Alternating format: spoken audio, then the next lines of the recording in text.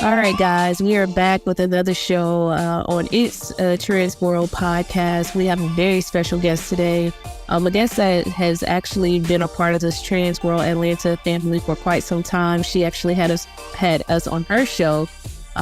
She has a real radio show, a little bit bigger than podcasts these days, but nonetheless, Jewel, we are so excited to have you. We are looking forward to having a conversation. But before we get started, guys, I'm your host, Raquel, my co-host, the handsome Malik. He's going to tell us what's in the news before we really get going today. Yes, your handsome, sleepy co-host. So of course, we still got the writer's strike going on. And unfortunately, Billy Porter shared that he has to sell his house because of that. And so, man, let's keep him in our prayers. He's doing wonderful work representing. And it's tough out there. And I believe on August 10th, they reached 100 days of striking. So, man, just keep our writers and actors, actresses in our prayers. That's hard. It is hard, but it's hard for our SAG folk right now. But I'm going to tell you something. There's a whole lane for independent work. There's a whole giant of a lane for independent work. Hence, here we are navigating very well. We came out of post-production 3 or 4 months ago, and we've already been picked up by several networks. So while our writers are struggling with the big production companies, kind of, to me, is like, okay, now what? It's just like buying black. Like, we make Louis Vuitton and Gucci multi-billionaire companies, but we don't necessarily go out and make black companies multi-billionaire companies. Well, it's no different. You now have the time. You have the time and the space and the opportunity to create streaming platforms where you can put your independent work on. There's so many independent platforms that are taking work. So while it's tough right now for writers that are SAG affiliated, actors and actresses that are SAG affiliated, for all my independent artists, you better go to work. This is the time for you to go to work and get busy. I promise you. And that's what we've been doing with Dreamcatchers. Our production company, we just shot a feature film. We're shooting another feature in December. And we have avenues to put those films on TV, Peacock, Amazon, Tubi, so on and so forth. So while it's dim on one area, it's not so dim on the other side. So I'm kind of thankful to be where we are right now, living in this independent lane, and creating our own rules. Yeah. So before we get started, Jewel, we always tell our people that we lead with love, and this is a very safe place. This show is for us, by us. And we have lots of conversations, and our conversation can go anywhere. There are no rules. I want you to be very open, very honest. But we talk about love. We talk about mental and physical health. And we talk about community and support and what that looks like. So I want you to be very open as you go through the podcast today. But before we really jump into what does support look like in the transgender community and non-binary community, I want you to fully introduce yourself to our audience. Yeah, so thank y'all for having me, Raquel and Malik. I am Jewel. I go by Jewel the Gym on the Instagram and the things and as my artist name as well. But my given name is Jewel. And so my pronouns that I use are she, her. I identify as a queer, ratchet revolutionary. I embrace the word ratchet. I am from the hood. I love, hoops. I love long nails. I love to be loud. I love to twerk, on demand. Like, that is me. Like, that's what I enjoy to do. Yeah. Huh? Oh, twerk on demand. Oh yeah, they're like, twerk. I'm like, oh, right now, I'm gonna do it. So that's the energy. And the revolutionary part is because I am very deeply invested into the liberation of Black people, and that's all Black people. So that's Black, queer, and trans people, Black people with disabilities, Black girl, Black folks, and that's the revolutionary part. So even when I think about my music, so while my album will have the twerky songs, and things like that, it also talks about being a domestic violence survivor. It talks about police brutality. So that's the way that I fuse the ratchet and the revolutionary, bring it together, and it's me. Okay. I know. There's nothing wrong with ratchet. I always tell where the women that I'm with, they're all a little ratchet, all of them. But you have to be able to button this thing up when we go into certain rooms. So it's funny you said that, because I'm the polar opposite. I'm pretty square. I'm quiet, but I'm not shy. People think that being quiet and shy are the same things when they're really not. So yeah, I'm typically with someone that's much louder than me, much active than me, talks a lot more than me, all the above. And my friends too, for the most part, to be honest with you. So I recognize with the ratchet side of you. So let's get going. Tell me, like, we talked a little bit earlier offline about the privilege that all of us walk in. When Malik walks into a room, no one knows that he's a transgender male. Mm-hmm. You and I walk into a room, no one has an idea that I'm lesbian and that you're queer. Let's talk about, what does community support look like on our behalf for our brothers and sisters that are trans and non-binary? Yes. I feel like it's really important as a cisgender person to support the trans and non-binary community. I feel very strongly that my liberation to my trans and non-binary siblings are directly connected. And I feel like if they're not able to live in their authenticity, in their safety, to be loved out loud, then what does that mean for me? Because when I think about the liberation of all Black people, that very much includes the most marginalized, which we know are our trans and non-binary siblings. So for me, that allyship is very important. Allyship requires a certain level of sacrifice. So that would mean that if I have been asked to be part of a panel, and it's a paid panel, I'm like, okay, do we have other trans folks on the panel? And if they're like, no, I'm like, well, would you like me to refer you to some? Or it might say, well, we don't have a budget, and I have either forfeited my honorarium or I've split 50-50 the honorarium with my trans sibling. Those are the ways that, you can show allyship. I've done bra drives for trans women and trans femmes where they were able to get access to cute, sexy, lacy bras that they wanted that were not used but were all new, because I also feel like this concept of like clothing drives, it's like, all right, well, they've been used before. And I'm like, come on, this is undergarments. Like, we want fresh stuff. So I was able to organize drives and get different people to donate, from their company and things like that. So yeah, it's very largely, or just even creating a show where I'm uplifting, trans folks and non-binary folks. So that is the work, and it's daily work. It's not 9 to 5 work. It is constant, and it is my dedication to the trans community. And I want the trans community to know that I'm on their side. Yeah. So where and when did your passion begin? That's a good question. I don't think anyone's ever asked me that question. So I'll share that I wasn't always this way. And I'm glad that this question allows me to share this piece, because I wasn't always this way. A lot of times cis women will be like, why do you care as much? I've been told, or I've been asked if I was trans, because they're like, there's no way you would care as much. And I'm like, I wasn't always this way. I was ignorant, as a lot of cis women are. I'm from the hood. So I grew up with the terminology that were very offensive to trans folks and things like that.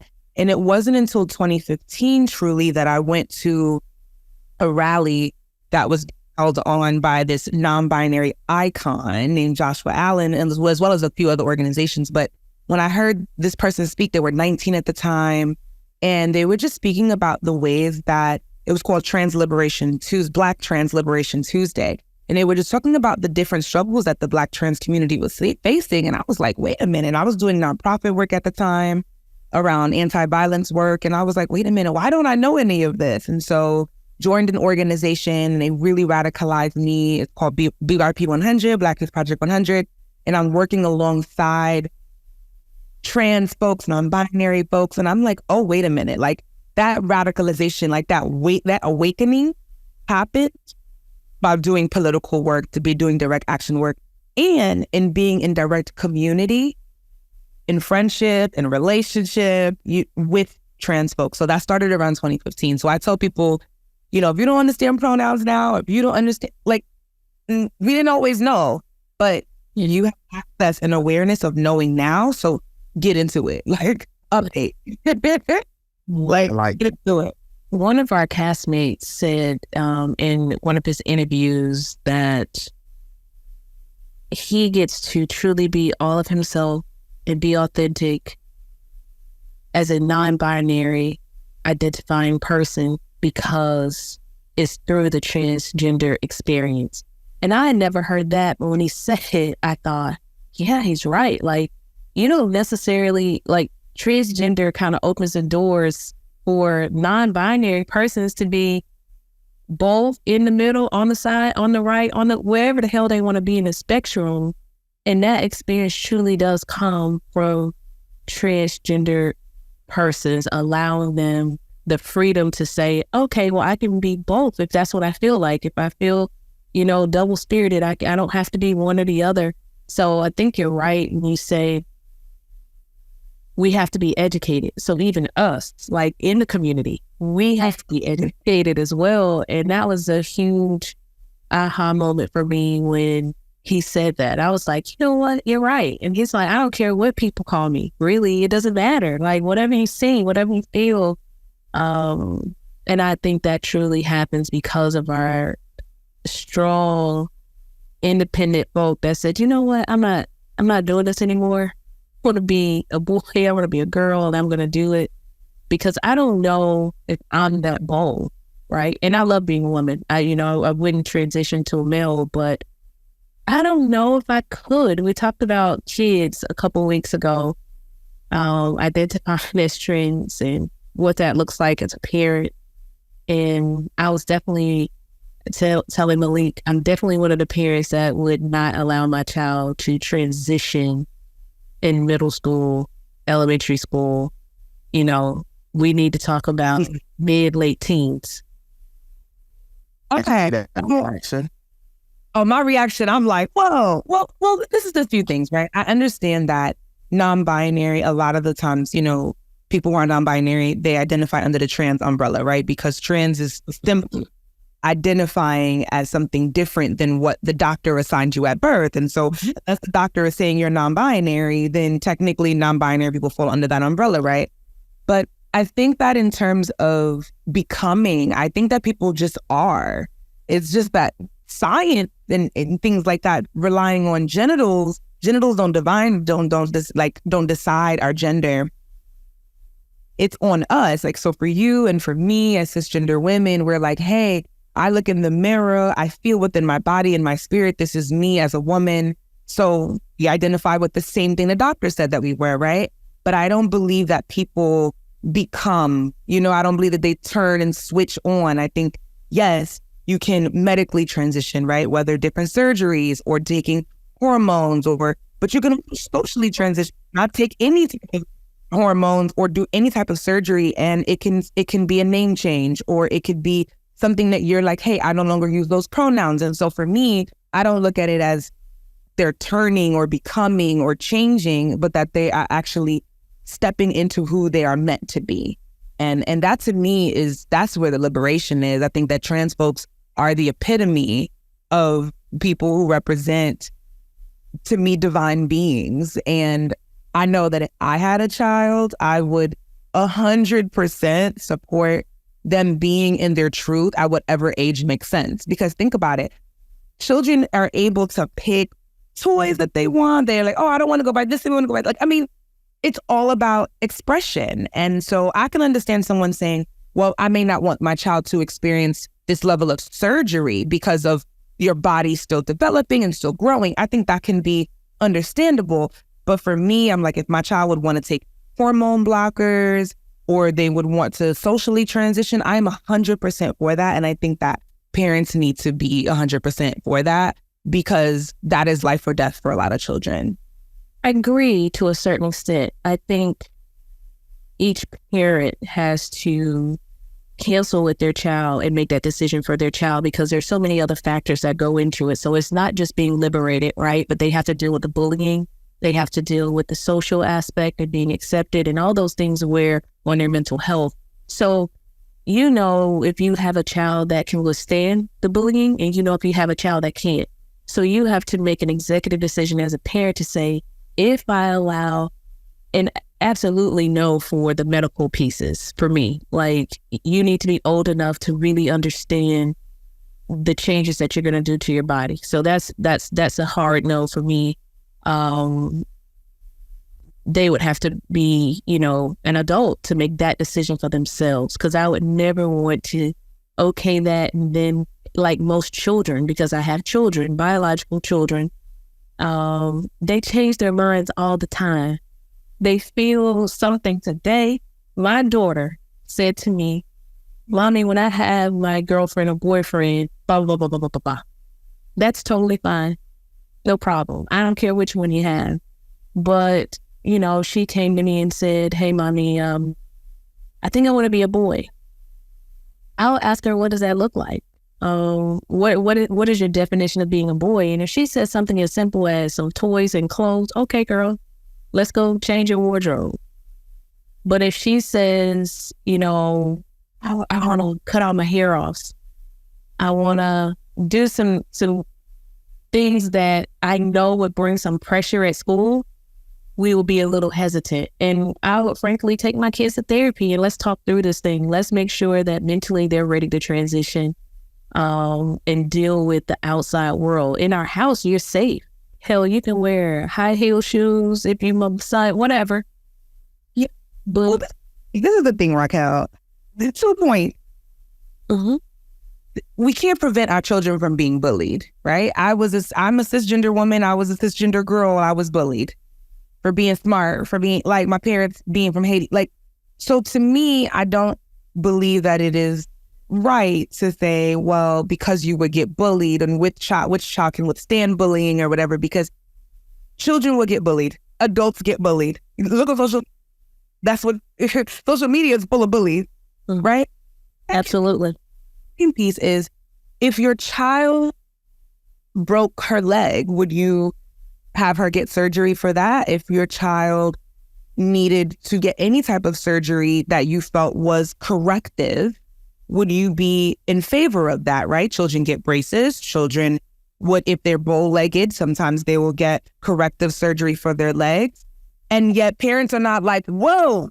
You might compare getting health, their physical health, to a sex change as a teenager or...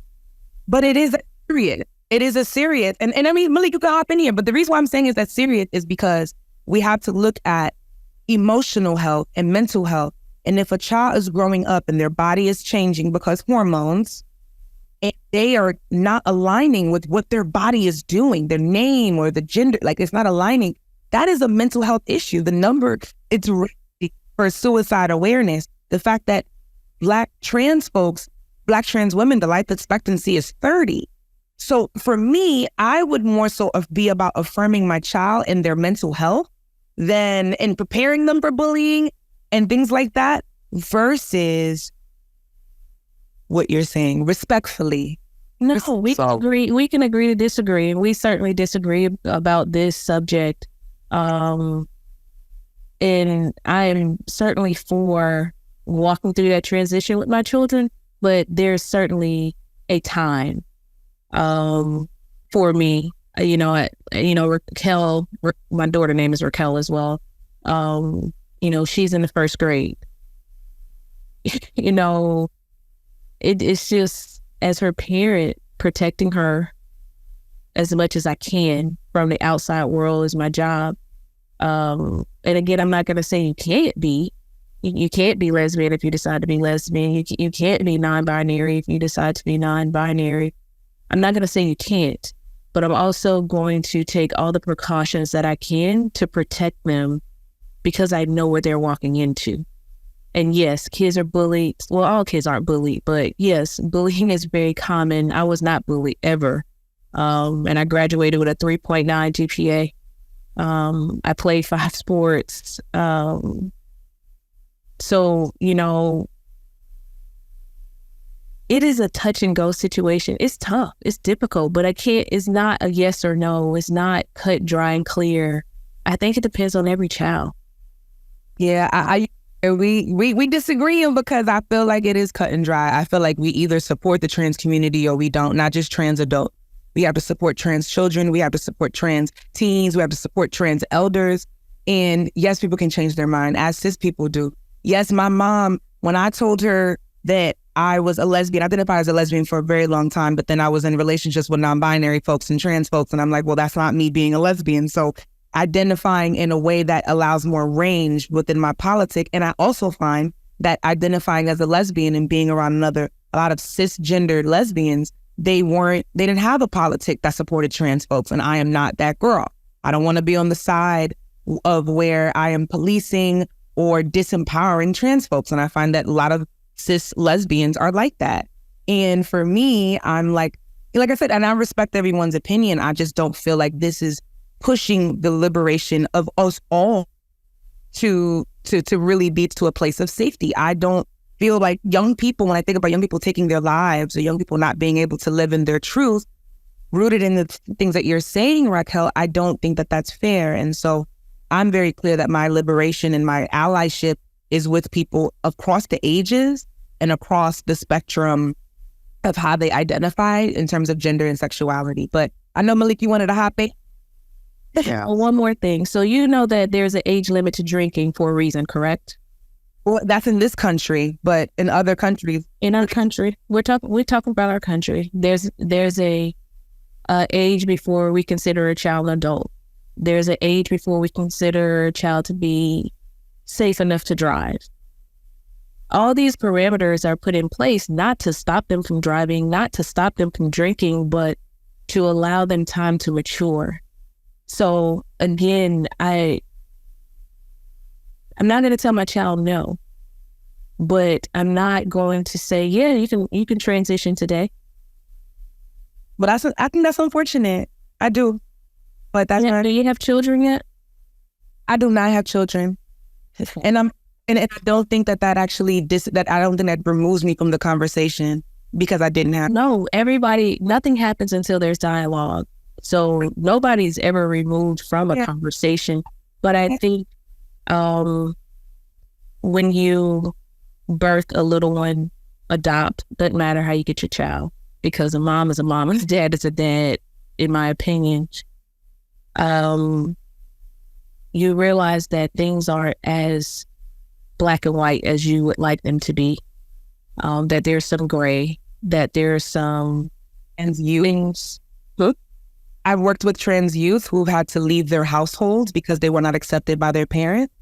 And I have been a huge population of that in Columbia, South Carolina right now, and they're homeless. We're dealing with that. And I think that matters. I also was a preschool teacher, so I've seen the children navigate gender at a very young age. And then I've also worked with, like I said, youth who at the Ale Forney Center in New York, where they're talking about their experience of coming from the South and coming from households where they weren't able to be authentic and within themselves. And they're talking to me about the ways that they want to take their lives. So yes, there's a certain experience that parents have that I think is very unique that I will never experience because I don't want to physically birth a child just due to I'm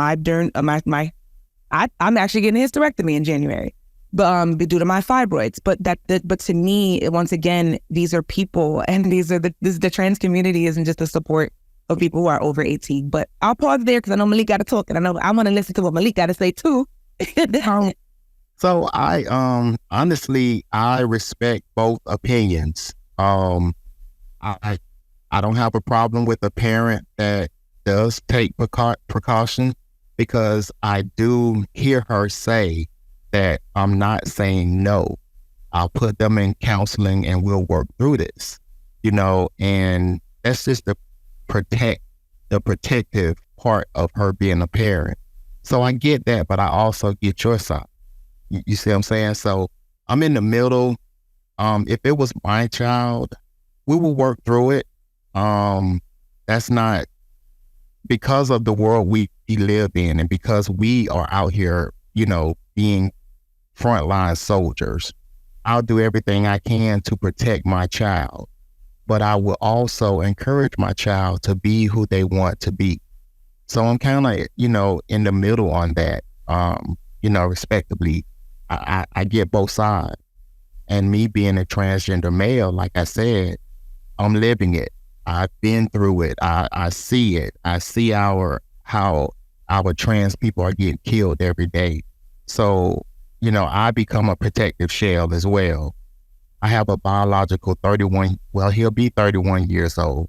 And I can remember when he was young, before I even transitioned, I used to worry about what his friends had to say because I didn't want him to go through anything in school. I remember a time where I had to go to his school because he was acting an ass. And I'm walking down the hall and his friends say, "Dre, that's your dad?" And Dre was like, "No, nigga, that's my mama." You know what I'm saying? And for me, I'm fighting inside. But for him, he was okay because we had that type of relationship. But in my mind, I never wanted his friends to really know that because of the parent in me. Not that I was ashamed, but because I wanted to protect him. I didn't want him to go through school dealing with anything because of the way I chose to live my life. So I get it. I get it on both sides. The world is so harsh. Like, to your point about working with children, I have a nonprofit organization and 100% of the work I do is with children. We had to turn our LGBT community center into basically a place for children to stay because our population of LGBTQ children, they're being put out of their houses. They're being abandoned essentially, and that the shit should be illegal. Number one, I don't know how it's legal for parents to do that, but I see the struggle of confusion. Not that they don't know if they want to be with a guy or girl. That's not it. It is literally confusion about how I want to identify every day. Yeah. Some of them really don't know yet. They know that they're different. And I think like from a parenting standpoint, all I can do is give them the tools to help them figure it out. And whatever they come up with, I'm totally okay with. But I also see kids struggle and not really know just yet if I want to be a trans woman. Like and it's more the boys. It's more cisgender males that we see here in Colombia that are struggling. Some of them don't know if they want to be trans, or if they're just super feminine, or if they like boys, or if some of them like girls.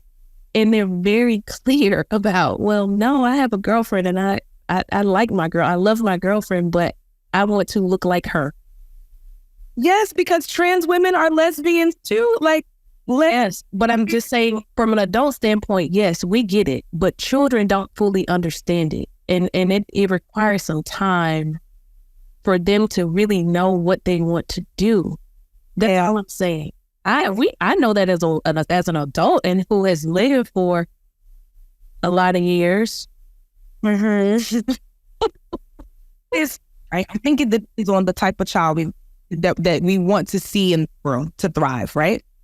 I was raised and I feel through lineage, like both my parents are Haitian. I think that like Haitians are just revolutionaries in a lot of ways. There's different ways that I think children or people can be in this world. Let's just use people because children are younger people, they're right? Is that you can live in a way where you adjust to the world.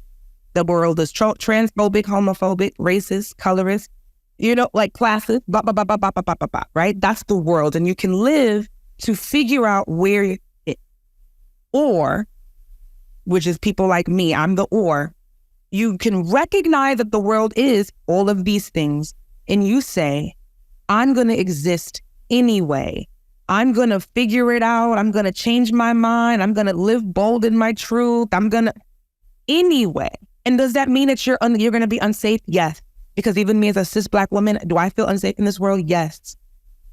Absolutely. I've spoken about very controversial topics in very controversial platforms, and I still have I'm going to speak what I'm going to speak. Have I gotten death threats? Yes. Have I had people hit me in my DMs and say, I can't believe it? Yes. But when you are a generational curse breaker, when you are a radical word said, when you are a trailblazer in that way, that's just what it is. Harriet Tubman, it was safe for her to free the slave, but she did it. Martin Luther King and MLK speaking out when the time that they were unsafe, they did it, right? And so there's certain people who conform, and I don't blame those people because I get safety. And there's other people who are not meant to conform. I am not meant to conform. I am meant to let the world has to adjust to me. I don't adjust to the world. And I think that I think sometimes when we're thinking about two different types of children, two different types of people, that's where we meet in a little bit of tension and friction. Because I hear the safety piece around, I need to teach my child how they can fit into this world that's going to not love them and not respect them. Valid. And I'm saying, how do you say, look, world, fuck that. I'm trans. These are my pronouns. I'm queer. I'm Black. I'm bold. Fuck the police. Da da da da da. You get what I'm saying? And it's safe. It's safer to be on the former, and it's unsafe to be on the latter. But that's not why I'm here. I'm not here to conform. I get that, and I respect that. I have one child that's like you, and I have one child that isn't. Yeah, my brother's completely opposite from me. My brother, talented, like very, he's nothing like me. So I get it. You must be. They're polar opposites. Raquel is definitely like you. She's going to go into the world, and I'm going to have a lot of sleepless nights. Yeah. The son, he's going to be safe. He's going to be safe. He's going to be very, white collar, very cautious, very like, sister, don't do that. That's what you did. You said what? Me. When it's time for ass whoopings, he's like, sister, don't do that. Mommy, you're going to get in trouble. Mommy's going to spank you. She's like, yeah, shut up and come on. Listen, my ass whoopings was daily, okay? No, I can't, okay? Troubled with me. But I also say this, Raquel can like pink today and tell me that's not my favorite color. I like blue. Turquoise, that to be exact. We went from pink to turquoise. Raquel, like, aren't we all like that? Oh, I like that. Let's think about things. I like that, Julie. Let's order like regular life stuff, like food that we eat. Mm-hmm. I went from 30 years of my life eating meat, eating seafood. Then when I turned 30, using some health things on my thyroids, I became vegan. That's a life change. I switched it up. Right? I switched it up. I went from eating turkey legs and lamb chop, now tofu, you get what I'm saying? And chickpeas. Like, it is what it is. And so I think that for me, I used to like purple. I mean, I love purple. Then I'm like, I think I'm more like gold. Oh, I like this. Oh, I like that. Like, how amazing it is to live in a world. Our ancestors would have changed their mind like that. How liberating it is to live in a world where your daughter gets to say, I like this color. Oh, no, I like that color. I like these nails. Oh, no, I like these nails. I like this food. I like that. You want to know what it's like? It's like living on a roller coaster. That's what it's like. That means in all her glory, it's like being on a roller coaster. I want to do karate, Mom. Oh, no, I think I'm just going to go play soccer. Oh, okay. It changes, man, and it's cool. I'm not saying anything is wrong with it, but I'm saying, I mess around and let my baby go do this, and then she come back and say, Mommy, I want to go back to this, and it's like, oh my God. Yeah. I cheat all the time. I went to school. I have a degree. I had a degree since I was 21. I have a degree in education. I was like, I'm a rapper. What? My degree, I don't know what my degree is. I don't know where it is. I graduated, you know what I'm saying? Top of my class, 4.0. I don't wear it. I don't even know where it is. You know what I'm saying? So you get to change your mind. Like, and to me, I'm like dope. So that means that she gets experience with karate and she gets experience with soccer. Lit. Some children don't experience anything. Yeah, it gets expensive too. I'm gonna tell you that. Expensive, and I think that was hard too, right? It's like with parents, I think what's a challenge is really important that we don't impose ourselves onto our children, that we don't imprint ourselves onto our children, and largely because, and I'll share this because I don't have a relationship with my mother and my father. My mother raised me. My dad wasn't around. I don't have a relationship with them. Why? Because they don't accept me in all that I am. And I'm very much like, if you don't accept me in all that I am, then we can't be in a relationship. Well, I love you. Absolutely. I literally just, what I did, I put it into the music. I got a whole song that someone could say is potentially a diss track. Not true. It's like, do parents going to be the type of parent that when their child gets to be their 30s and really dissect as to how they were raised? They're like, my mom imposed herself on me. She tried to make me be a clone of her. My dad wanted me to marry a man and no, I'm not, you know what I mean? So I think it's very important that parents are not in the driver's seat of their children. You are there to support. You are there to be the Waze. You're there to be the Google Maps. You're there to be like, hey, turn left a little bit. All right, okay. Well, but not meant to be in the driver's seat, because guess what? Your child get older and they won't be talking to you. Just like I am. Like, I'm a liberal, and my kids get to express themselves, and sometimes it's like, who the fuck are you talking to? Start over. Everything was a negotiation. I believe that full-heartedly. Like, my parents, and I came from a very liberal but super religious family.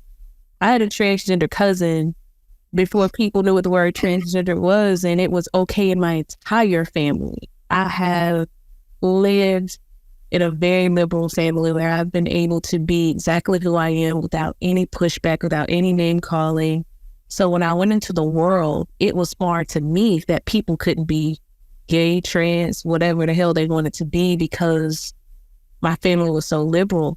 So I think, from a personal standpoint, like my daughter was able to say to me, Mommy, if I, my girlfriend or my boyfriend, and I'm like, oh, okay, now we like girls. Okay. Keep going. Yeah. Sure, Raquel. Yeah. Sure. When did y'all know your sexuality and or gender, right? And I could start, because I think that for me, always identified girl. I was always very feminine. Like, I loved it. Like, my mom, she would punish me with, give me them earrings. I'm like, oh, God. Yeah, wow. Give me that nail polish. I was like, oh, my nail polish. Like, I mean, it was devastating. She didn't even got to put a hand on me, even though she did beat me. But she was still very much like, let me just strip you of your femininity. And that to me was worse than a beating. So I identified with, I'm not saying feminine means woman, but or girl, but that's how I identified, right? With our sexuality, I knew at a very young age, I around 8 or 9, that I liked girls. And my after school program, 8 or 9, I was in an after school program, and I might have even been set, like it was literally between 7 and 9. And I was in an after school program, and there was this girl that I liked, and I did like a little wink at her or whatever. It was like a little, and the teachers saw me. And the interesting thing is, now I look back on it, those teachers I think were actually very queer. It was a very effeminate Puerto Rican man, a little bit of a masculine, like, Puerto Rican woman. But anyways, they treated me like it was the absolute worst thing. They were like, Jewel, come over here, yelling at me. I was like, what did I do? They was like, what did you do to that girl? Like, what did you do? And I was like, I winked at her. And they were like, girls don't do that. You want me to tell your mother? And the way that they said it, I was like, no, don't tell my mom. Like, and so then what I did was I turned off my attraction. I was like, forget it. Apparently, liking boys is the way to go. And I became the fastest little girl ever. Had the sex scene and popping my, I'm just having sex with boys. Get to be 21 and I'm like, I can't do it anymore. This isn't who I am. It was never who I was. And I tried. I overcompensated. So I share that because I knew at a very young age about my attraction. I didn't think boys were cute. I just did. I was like,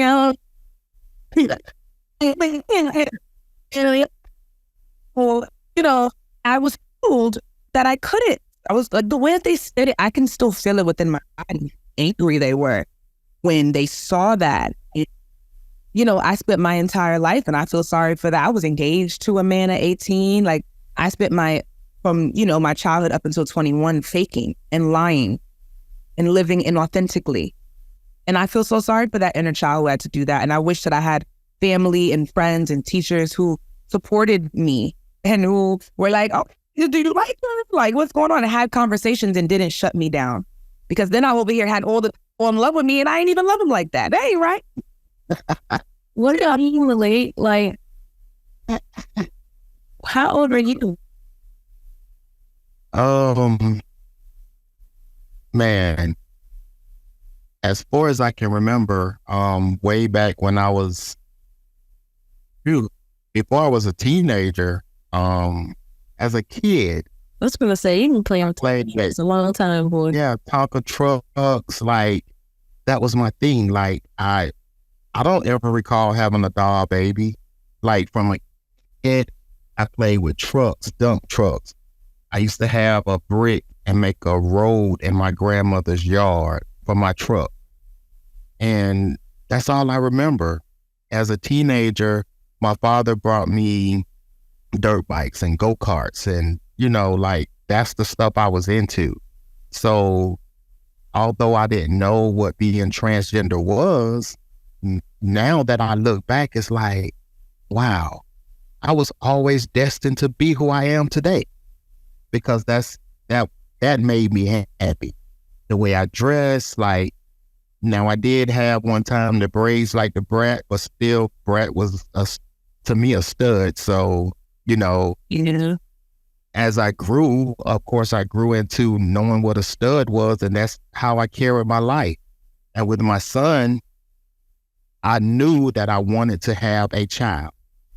And, I knew that I wanted to have a child. And, like I said, thank God that he was a boy. It's so crazy. So I grew up with the space to be either, I guess. Now that you two have answered the question, I'm like, Jesus. My dad did all the boy things with me. My mother and my grandmother did all the girls things with me. I had a great balance. I had bikes, dirt bike, go-kart, all the boy toys, and I enjoyed them. And I had all the girl toys. I had dolls. I mean, my mom to this day will say every new doll that came out, Raquel had it, and she had a black one. My mom never bought me a white doll. And I played with them, until a week, and then they were done for, but, I played with them. I remember literally like never having to choose. Now that I think about it, I had both. My dad did his job teaching me what it was like to be a dad, right? And probably his favorite child. And he has always said, you're more like me than any of my children. As I get older, I identify with what he means. My grandmother only wore red lipstick, nails done every week, toes done, hair done. So I didn't know. I didn't socialize. I didn't know until a girl told me. So I had a boyfriend, of course, liked him, cared about him. And then my freshman year in high school, my best friend said to me, you like girls. You like me. I like you. We sit on the phone all night. We write letters all day during school. So she's telling me this stuff. And I'm like, damn, maybe I do. No, I literally didn't know. I loved her because she was my friend, and it was a very safe place. It felt good. But I'm gonna tell you this: I loved my boyfriend.